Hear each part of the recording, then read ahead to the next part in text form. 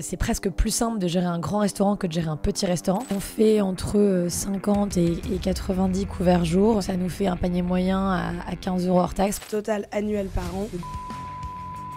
Euros de chiffre d'affaires. On fait une nourriture 10 000% maison avec un gros sourcing produit et des gros engagements écologiques. On est à 43 560 € précisément de loyer, qui correspond donc à 15% de ton chiffre d'affaires. Appelle la masse salariale, qui sont autour de 40% de notre chiffre d'affaires, donc c'est clairement le poste principal. Un salarié à temps plein est censé générer à peu près 100 € de chiffre d'affaires par an. Ah ouais, c'est énorme. On est à 188 700 € pour toutes tes charges variables, c'est-à-dire à peu près de ton CA. Donc voilà, les conditions de travail s'améliorent en restauration, mais c'est assez lent, il y a encore pas mal de chemin à faire. Bienvenue dans ce nouvel épisode de Combien ça gagne. Dans Combien ça gagne, toutes les semaines, on décortique un nouveau métier qui nous entoure au quotidien pour essayer de comprendre un peu comment fonctionne le modèle économique et combien la personne gagne. Cette semaine, on s'attaque à la restauration avec une restauratrice qui est basée à Paris, qui s'appelle Elisa. Avant de passer à ma conversation avec Elisa, on s'est amusé à faire une petite estimation. On a estimé que pour un restaurant à Paris, 80 couverts par jour, et on a mis un panier moyen à 20 € par couvert, ce qui correspond à 1600 € de chiffre d'affaires par jour, ouvert 20 jours par mois. Ça nous fait un peu plus de 30 000 € de chiffre d'affaires mensuel, et on a calculé que le restaurant était ouvert 11 mois sur les 12 de l'année, donc un chiffre d'affaires de 350 000 € par an. Sur ces charges, le plus gros poste de charge, c'est vraiment la masse salariale. On a estimé qu'elle avait une masse salariale de 250 000 € chargée annuelle, qui correspondrait à 5 personnes qui travaillent, peut-être pas tous à temps plein, mais qui inclurait le salaire de Elisa, cette restauratrice. Il nous resterait 100 000 €, 40 000 € qui correspondraient au loyer de son restaurant et 60 000 € qui serait le coût matière, donc l'achat de boissons et l'achat de nourriture. Voilà, donc ça voudrait dire que, mis à part son salaire, elle ne dégage pas de marge nette. On va voir si on était à côté de la plaque ou si on aurait pu être un tout petit peu plus généreux. On va voir ça tout de suite avec Elisa.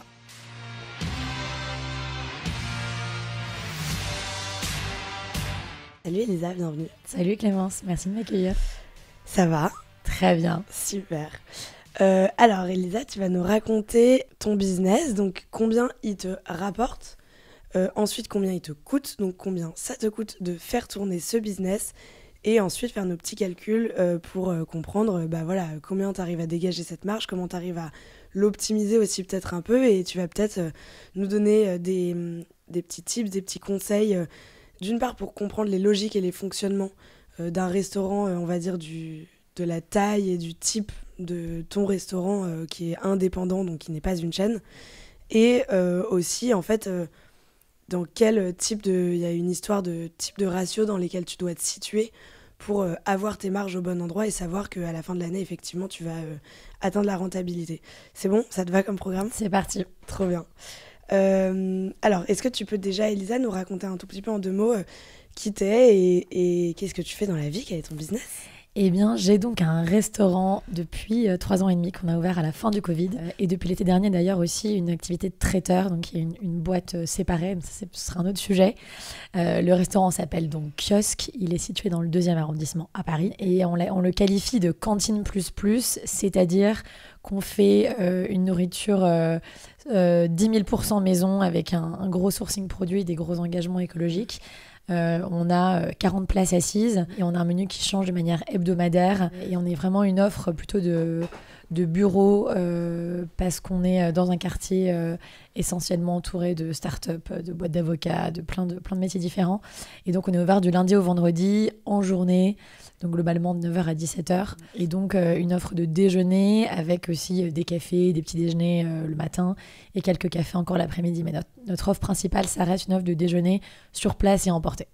Ok, donc du assez petit volume sur tous les cafés, les petits déj, les goûters, et vraiment gros volume sur le déj. Voilà, c'est notre activité principale. Okay. Comment on va calculer tes revenus? En fait, toi, tu as un panier moyen, j'imagine. Tu fais combien de couverts par jour à peu près? Donc on fait entre 50 et 90 couverts jour. Ça va dépendre si on en fait un peu plus à emporter pour des commandes d'entreprise par exemple. Donc on peut mettre une moyenne à 80, sachant qu'on a pas mal, on peut compter là-dedans en fait les cafés du matin, les lattés, etc. qui s'accumulent vite. Donc ça nous fait un panier moyen à 15 € hors taxe, qu'on parle toujours hors taxe en restauration, c'est important de le souligner, parce qu'on est seulement nous des passeurs de TVA. La TVA, on l'encaisse, ensuite on la reverse à l'État. Et donc ça fait une moyenne de 80 couverts jour en englobant le surplace et l'emporté. C'est ça, donc en fait, ça c'est et sur place et emporté, donc tes 40 couverts qui tournent un peu, on va dire un service et demi si je comprends bien, et puis le 0,5 restant c'est emporté. Juste pour être sûr de bien comprendre, tu fais pas de tout ce qui est Deliveroo, etc., Uber Eats Non, on fait pas de livraison. La seule livraison qu'on va faire, c'est ce que j'expliquais rapidement, c'était pour des commandes d'entreprise, c'est ça. Okay. Mais qu'on compte en fait dans le emporté parce qu'on fait le menu de la semaine. Voilà, il n'y a rien de différent. Voilà. Et donc, donc 80 couverts par jour en moyenne si on grossit le trait, et à peu près un panier moyen 15 €. Alors, panier moyen à 15 €, là-dedans, voilà, c'est un calcul avec soit tu prends un plat du jour, une entrée, en moyenne, un peu une boisson, peut-être un dessert. Ça nous arrive à peu près dans ces eaux-là. Ton plat du jour / sandwich du jour, il est à combien ? Exactement. Alors, les sandwichs et plats, ils varient de 11 € à 16 € globalement. Donc soit les gens prennent généralement un plat, un dessert, ou alors un sandwich et une entrée, ou un sandwich boisson.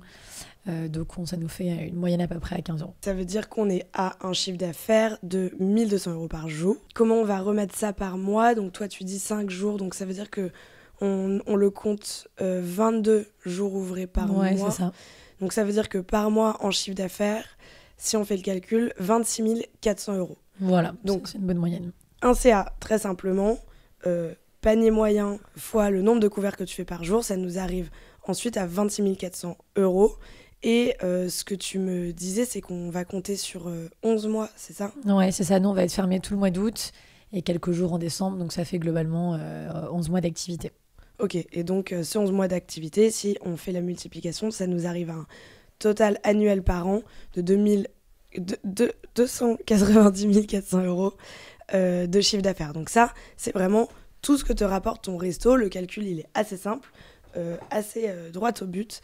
Et voilà, et donc c'est une assez bonne moyenne, assez réaliste de... Exact. Ok.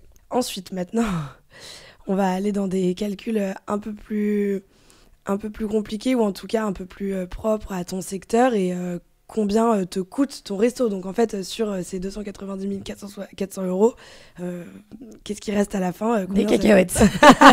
Spoiler. Voilà, c'est un peu ce qu'on va essayer de comprendre en fait, parce que là ça a l'air super, c'est vraiment un très beau chiffre. On sait pas très bien combien ça coûte toute cette affaire. Donc dans les gros postes de coûts, donc évidemment tu as d'abord toute cette partie qu'on appelle les charges fixes, donc qui sont immuables tous les mois. Et tu as des très gros postes de coûts, en tout cas un peu centralisés sur différents sujets. Le premier, le loyer. Combien te coûte ton loyer ? Donc le loyer, c'est vraiment la charge qui ne change jamais.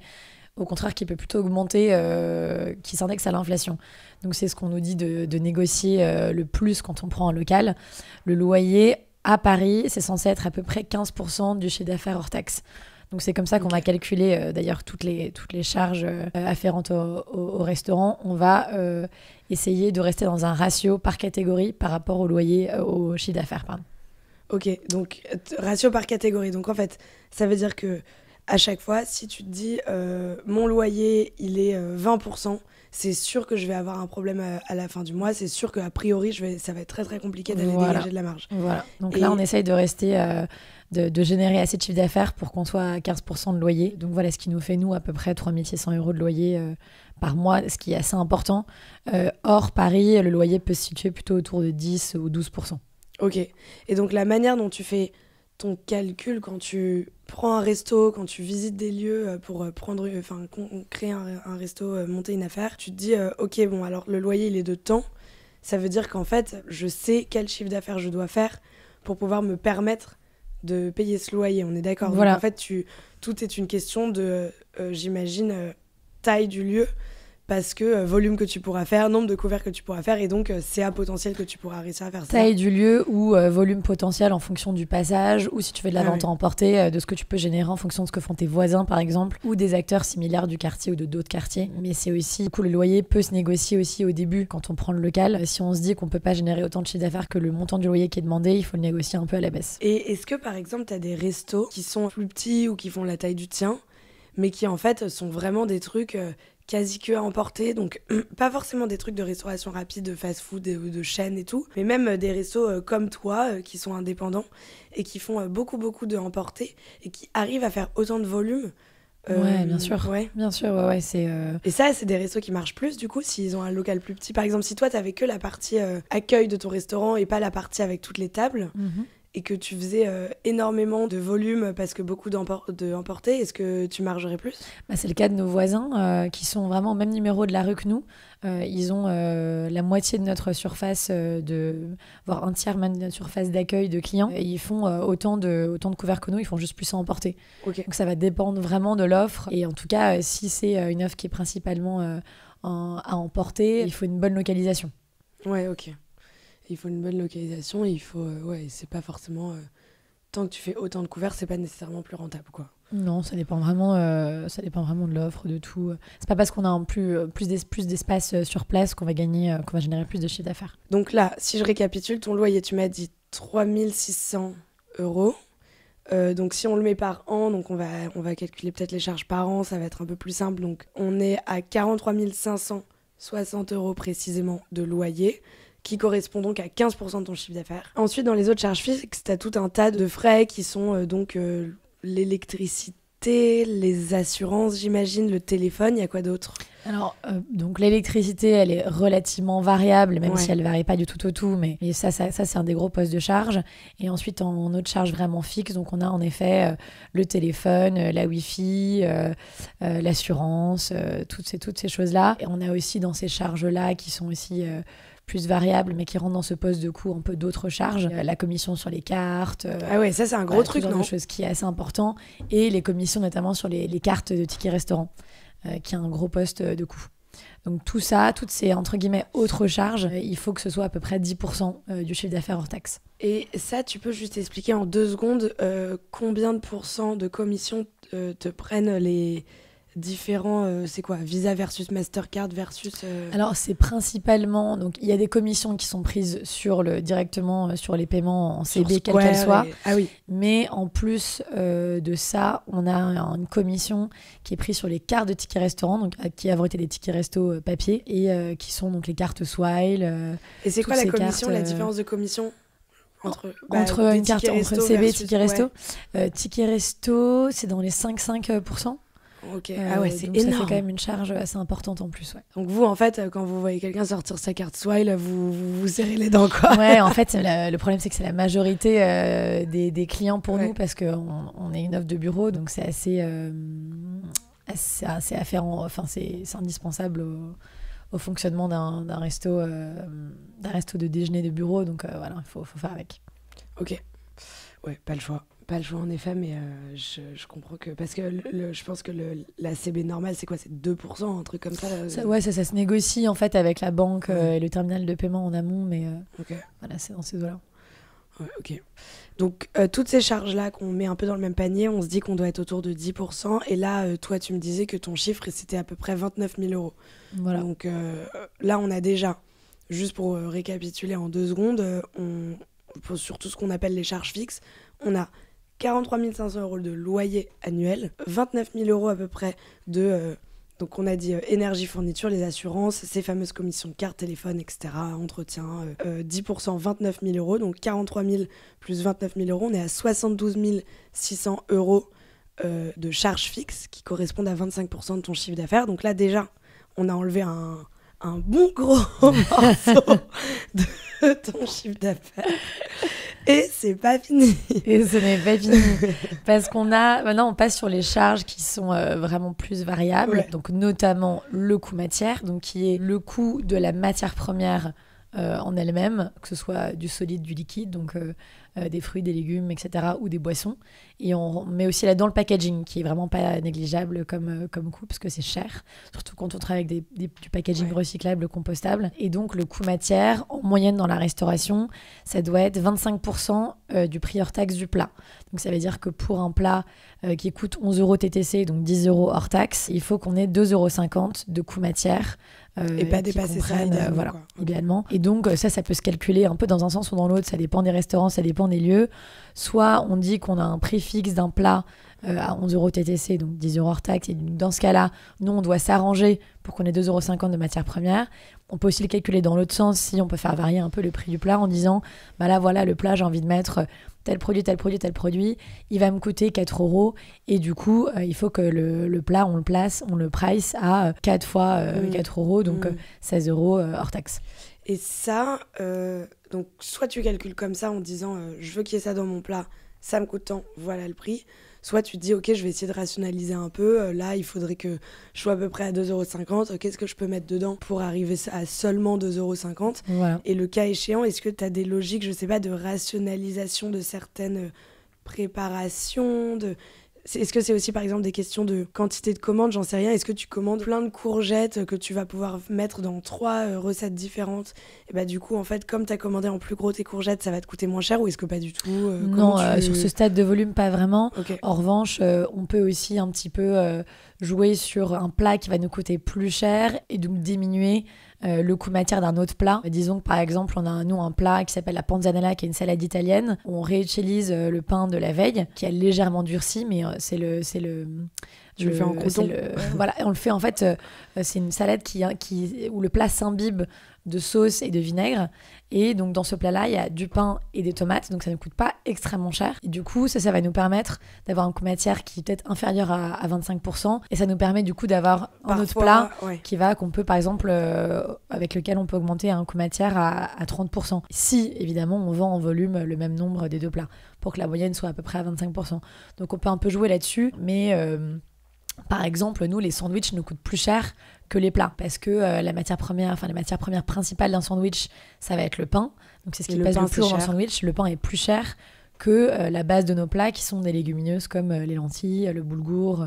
Donc c'est assez contre-intuitif, mais le sandwich va nous coûter plus en coût matière que le plat principal ou qu'un dessert. Ce qui est un peu un nouveau truc, de dire avant le sandwich c'était le truc mixte. Ouais, voilà, où en fait on est habitué qui te coûte 4 balles ou je sais pas quoi. On est habitué à voir le sandwich comme plat industriel, mais de boulangerie, mais ça fait quelques années qu'il est revenu qu'il a été réenchanté, qu'il a été pimpé, comme on dit dans le jargon de la restauration, avec des bons pains, notamment au levain, et des bons produits. Ok, donc là ça veut dire que si on récapitule, ton coût matière, comme tu l'appelles, qui inclut le packaging, il est à 25% de ton CA, et donc là on est à 72 000 € environ, 72 600 € précisément. Voilà. Juste là-dessus, le liquide, les boissons, tu marges beaucoup plus. Ça, c'est un sujet aussi assez intéressant, c'est que les boissons, en fait, nous coûtent plus cher en coût matière pure, généralement, que le plat. Donc c'est au-dessus de 25%. On va plutôt être au-dessus, à peu près autour de 30% de coût matière, notamment parce qu'on vend des boissons artisanales et servies dans des bouteilles en verre, et le verre coûte très cher, et d'ailleurs le prix a énormément augmenté ces dernières années.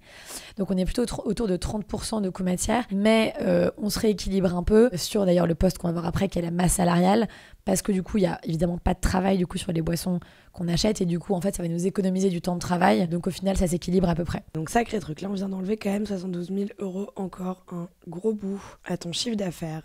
Il nous reste un poste de coût et pas des le meilleur pour la fin, le plus goûtu, le plus salé. C'est le poste le plus important, c'est les équipes, donc qu'on appelle la masse salariale, qui sont autour de 40% de notre chiffre d'affaires, donc c'est clairement le poste principal. Et c'est aussi une charge variable, parce que plus on va faire du volume, plus les équipes vont potentiellement devoir faire du chiffre d'affaires, sauf si on est un peu intelligent et qu'on essaye justement d'optimiser la prod, nous comme on fait par exemple en activité de traiteur déjeuner pour des entreprises. On leur vend le plat du jour pour pas que ça nous prenne plus de temps à faire des plats séparés, etc. Et donc c'est 40% du chiffre d'affaires hors taxe. Et globalement, un salarié à temps plein est censé générer à peu près 100 000 € de chiffre d'affaires par an. Donc ça, c'est dans la resto. Dans la restauration, ouais. Donc en gros, ça veut dire que, bon, là en l'occurrence, si c'est 40% pour toi, concernant ton resto, on est à donc 116 000 € de masse salariale. Ça fait combien de staff, ça? C'est-à-dire que toi, un staff, c'est 100 K par an. Toi, tu fais près de 300 K par an de CA. Donc en te comptant, t'as 2 personnes en plus, c'est ça? Donc nous, on a 2 salariés en CDI, on en a une en alternance et on a tous les mois quelqu'un qui vient en stage d'immersion, donc en stage de découverte. Et donc ça, c'est quelqu'un qui me coûte 0 parce que c'est des gens qui sont en reconversion et donc payés par Pôle emploi. Par France Travail. Ouais, par France Travail, excusez-moi. La boumeuse. Ça va, c'est très récent. La boumeuse de 30 ans. C'est très récent. Et donc ça nous fait en effet 2 personnes en fixe et disons 2 personnes entre guillemets à mi-temps, parce que l'alternante et moi, on peut dire qu'on a 50% de notre temps de travail qui est sur place. Et toi, parce que l'autre 50%, c'est sur ton autre business de traiteur qui fera l'objet d'un autre épisode. Exactement. Ok, donc là, dans les charges variables, on est quand même...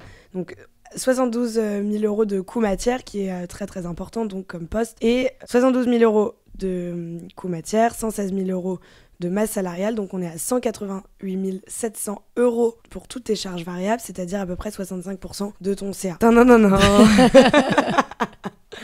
Donc, je récapitule, 290 000 € de chiffre d'affaires annuel et le total de nos charges, on est à 261 000 €. Donc, je vous laisse faire le calcul, mais je vais vous le dire quand même, c'est 29 040 € voilà.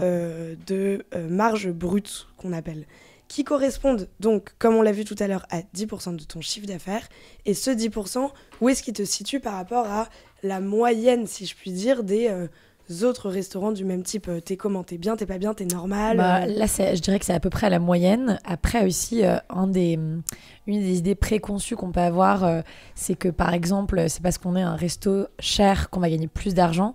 Ça, c'est complètement faux. Les restaurants gastronomiques peuvent même pas être rentables ou très très peu rentables parce que, par exemple, il y a énormément de masse salariale, un coût matière important. Et d'ailleurs, ça, on peut le voir dans le documentaire sur le pavillon Le Doyen, donc de Yannick Aleno, qui est un restaurant étoilé dans le 8e. Il y a énormément de staff, parfois même une personne en service par client. Donc, ça fait un poste de dépense énorme. Donc, c'est pas parce qu'on est un restaurant cher qu'on va gagner plus d'argent. Ce qui se joue en restauration, ça va être le volume notamment, et quand on devient une chaîne, ça peut être du coup des négos avec les fournisseurs. Nous, à notre échelle, on le fait pas, notamment aussi parce qu'on travaille avec des petits artisans, des petits agriculteurs, je dis petits en termes de volume, et donc et eux justement leur but c'est de proposer des produits qualitatifs à prix accessible, et nous pareil, donc on va pas marger plus parce qu'en plus on est une offre de déjeuner. Donc quand on gagne de l'argent, c'est qu'on est une chaîne et qu'on va négocier avec des gros acteurs pour avoir des réductions. Mais déjà c'est hallucinant ce truc sur les restos gastro. En fait, le staff va tuer ta marge entre guillemets, et en même temps c'est aussi grâce à ça qu'on se rend compte qu'un resto gastro, c'est pas que le fait que ce soit très travaillé et très très bon et avec des très bons produits, c'est aussi en fait toute l'expérience, et expérience égale qualité du service, et en fait t'es obligé d'avoir énormément de staff, et du coup ça te déchire en deux ta marge, quoi. Complètement. Et donc nous, on essaye par exemple de faire plus de volume en vendant des déjeuners, comme je l'expliquais, à des entreprises. Et donc pour nous, en nous rajoutant pas forcément d'heures de staff, mais en augmentant juste globalement le coût matière. Donc on va lisser les charges fixes, donc notamment le loyer, l'assurance, toutes ces charges-là, et augmenter seulement le coût matière, donc en produisant 10, 15, 20, 30 repas pour des entreprises à l'heure du déjeuner. Et nous, ça ne nous rajoute pas d'heures sup, mais on fait juste plus de volume au déjeuner. On fait juste plus de couverts en allant chercher des clients en déjeuner traiteur. Ouais, donc toi, le plat, c'est vraiment le volume, quoi. Enfin, dans ce business-là de resto, c'est 100% le volume qui va faire que cette marge que tu as de 10%, en fait, tu vas réussir à la faire augmenter un peu, quoi. Voilà. Et alors attends, ensuite on a un truc, juste un dernier coup qu'on n'a pas dit, c'est les impôts. Ouais, les impôts, c'est même à peu près si... flat, c'est quoi, c'est 20% d'impôts sur le... Ouais, en fait, à partir du moment où tu gagnes de l'argent, parce que si tu gagnes pas d'argent, t'es pas imposé. Mais oui, ça, après, c'est plus un calcul de finances, mais ça compte pas vraiment dans le calcul de la marge. Quand on parle de la marge, on regarde pré-impôt sur le revenu. Et un autre truc qui était assez intéressant là-dedans, en fait, tout est une question, donc on l'a compris pour la marge, t'es autour de 10%. Si t'es seulement à 5, 6%, a priori, ça va être compliqué de...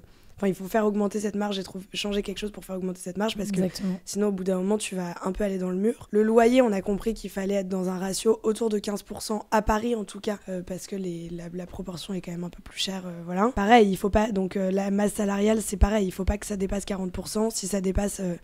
c'est que c'est trop, et en fait toi tu passes ton temps à vérifier que t'es dans ces fameux ratios qui sont un peu l'indicateur de performance Ouais, exactement. En fait, de nous, ce business, quoi. c'est vraiment ces chiffres-là qu'on regarde tous les mois. On regarde la colonne chiffre d'affaires et ces 4 postes de dépenses principaux en ratio et on vérifie qu'on est dans les clous. Sinon, on doit ajuster. Si on est au-dessus de 25% de coûts matière, j'en parle avec les équipes en cuisine en leur disant là, ça nous a coûté trop cher. Donc, on essaye soit de réduire les déchets, de réutiliser mieux, de calculer mieux ou de commander des produits un poil moins chers, donc de faire des plats avec des produits qui nous coûtent un petit peu moins cher. Donc voilà, on essaye de réajuster ces ratios tout le temps. Si on voit que le loyer il est trop important, c'est qu'on n'a juste pas fait assez de chiffre d'affaires. Donc on a essayé d'aller chercher d'autres clients traiteurs ou de faire d'autres événements pour augmenter le chiffre d'affaires. Donc voilà, tous les mois, on essaye d'ajuster notre activité en fonction de ces ratios par rapport au chiffre d'affaires. Un métier de centimier. Ouais, complètement. Encore un. Encore un, ouais. De toute façon, celui qui est le plus centimier, c'est celui qui gagne, je veux dire. Ouais, c'est un métier où on doit être vraiment dans le détail parce que tout coûte cher, tout demande du travail, même le moindre café, donc c'est important d'être vigilant. C'est quoi le truc qui t'a le plus surpris ? Que l'idée reçue qui a été déconstruite le plus vite? C'est qu'en fait, tout demande énormément de temps, énormément de travail et tout coûte cher.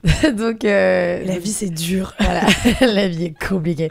Non, la vie est belle, mais il faut être vigilant sur tous les achats et en fait, on peut rien laisser passer. Et en fait, ça va vite, jeter des produits périmés, de pas bien calculer un plat, etc.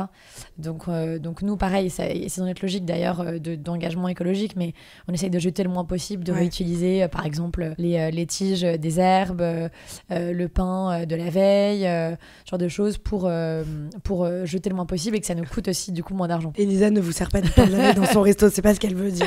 On n'utilise pas de produits périmés, je précise. Autrement. Mais voilà, on essaie d'être intelligent dans la construction des plats et dans la gestion des déchets. Qu'est-ce que c'est une des plus grosses galères que tu as eues avec ton resto? Les plus grosses galères, je pense que c'est le cas pour tout le monde, mais c'est les équipes, c'est de trouver des gens qui sont de confiance, qui sont motivés, qui bossent bien, qui sont dans la même veine, dans les mêmes valeurs que toi. Et donc ça, c'est compliqué parce qu'en plus, en restauration, on est vraiment dépendant des gens. Si en fait, le ou la chef se lève pas le matin pour venir travailler, et ben on est foutu. Et en fait, plus ce mail sera envoyé demain. Il y a de je ne vais pas faire d'argent aujourd'hui car. Et en fait, c'est pour ça que c'est aussi une idée reçue, c'est que c'est presque plus simple de gérer un grand restaurant que de gérer un petit restaurant.